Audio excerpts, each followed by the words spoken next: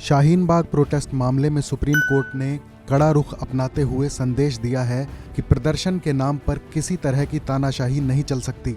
Supreme court ने कहा कि हमने 2 सदस्यों की समिति बनाई थी जिसने रिपोर्ट भी दी थी, लेकिन प्रदर्शन लगातार चलता रहा और हम इस पर गंभीर हैं कि लोगों को इससे परेशानी हुई। सड़क या सार्वजनिक स्थान पर धरना प्रदर्शन के अधिकार में लोगों की सहूलियत का ख्याल रखा जाना चाहिए। विरोध की भी एक सीमा होती है। सार्वजनिक स्थल को धरना प्रदर्शन के लिए नहीं घेरा जाना चाहिए, ये लोगों के लिए परेशानी का कारण बनता है। सुप्रीम कोर्ट ने कहा कि आवागमन का अधिकार अनिश्चित काल तक नहीं रोका जा सकता। शीर्ष अदालत ने कहा कि CAA को लेकर एक अलग मामला इस अदालत में चल रहा है। शाहीन बाग में मध्यस्थता की कोशिशें कामयाब नहीं हुई थीं, लेकिन हमें कोई अफसोस नहीं है।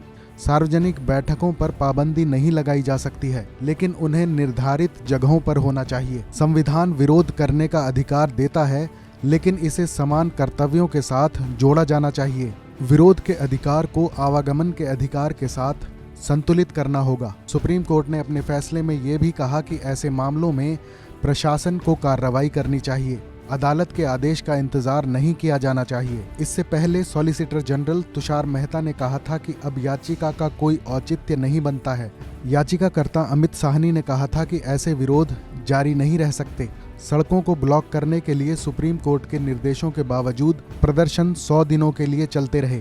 सीनियर वकील महमूद प्राचा ने कहा था कि लोगों को शांतिपूर्ण तरीके से प्रदर्शन करने का अधिकार है। सरकार प्रदर्शन करने के लिए लोगों को जगह भी देती है।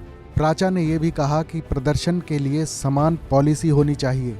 अगर शांतिपूर्ण तरीके से प्रदर्शन हो रहा है तो इसके लिए दिशा निर्देश की जरूरत नहीं है। कुछ लोगों को शाहीन बाग में शांति भंग करने के लिए भेजा गया। सुप्रीम कोर्ट में याचिका बीजेपी नेता नंद किशोर गर्ग और अन्य लोगों की तरफ से तब दायर की गई थी जब CAA को लेकर शाहीन बाग में धरना प्रदर्शन चल रहा था। हालांकि शाहीन बाग में धरना प्रदर्शन अब खत्म हो चुका है।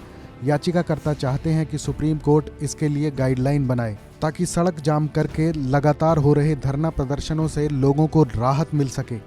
इस रिपोर्ट पर आपकी क्या राय है, कमेंट सेक्शन में ज़रूर बताएं। देश और दुनिया की बाकी बड़ी खबरों के लिए सब्सक्राइब करें TV9 भारतवर्ष।